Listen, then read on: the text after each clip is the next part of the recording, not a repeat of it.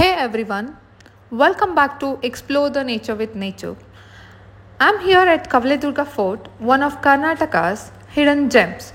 But before we get into this history and the amazing views, look around me. Do you see all this?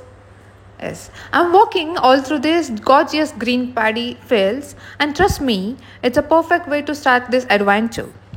So come along with me as we explore this historic fort surrounded by nature.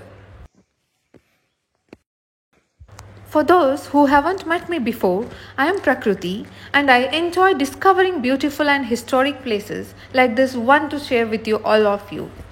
Today we are going to take a closer look at Kavaledurga Fort, a place that's not only rich in history but also offers amazing views of nature.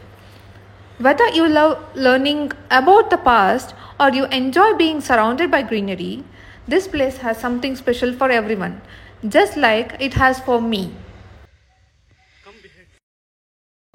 Now let's talk about the history.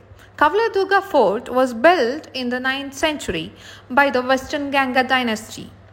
However, it became more significant in the 16th century when the Keladi Nayaks took charge and expanded the fort. They chose to build it on the top of a hill, which made it almost impossible for enemies to attack. Pretty clever, right? Don't you think? And guess what? This wasn't just a fort, it also had temples, storage areas, and even royal places. The rulers who lived here could enjoy beautiful views of the hills and green valleys, just like I'm seeing right now.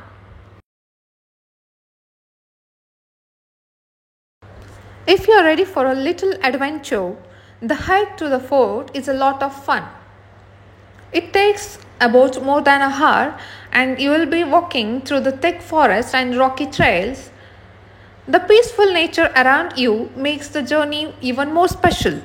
And trust me, every step's worth it.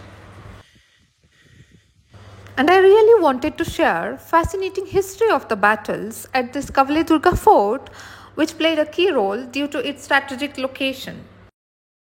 As I mentioned earlier, the fort was built by the Western Ganga dynasty in the 9th century on a hill to protect the area from invasions. In the 16th century, the Keladi Nayaks took control, expanded the fort, and used it to protect their land and trade routes. The fort resisted several attacks, including from Mughal forces in the 17th century, who wanted its strategic location but couldn't capture it. Over the time, the fort changed the hands between the Marathas and Mysore kingdom, eventually becoming part of Tipu Sultan's empire. After Tipu Sultan's defeat in 1799, the British took over and the fort slowly fell into ruins. Today, it stands as a reminder of its important military history. After learning about the fort's history, let's talk about the temples. I did not capture photos or videos of the goddess' statues, but the beautiful carvings and the architecture really shows the place's rich history. I recommend seeing them in person. After checking out the temple, here are a few quick tips if you're planning to visit Kavaledurga Fort. Wear comfortable shoes because the hike can be a bit tricky, but it's worth it. And bring water and snacks, you will need them during the trek.